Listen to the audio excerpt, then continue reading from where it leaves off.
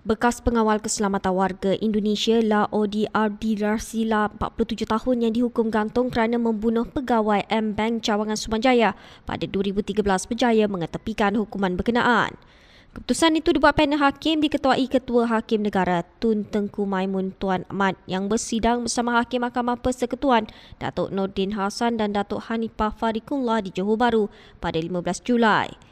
Susulan keputusan itu, hukuman ke atas Laodi digantikan dengan penjara selama 38 tahun berserta 12 sebatan bagi pertuduhan mengikut Seksyen 302 Kanun Keseksaan selepas berjaya dalam semakan hukuman itu.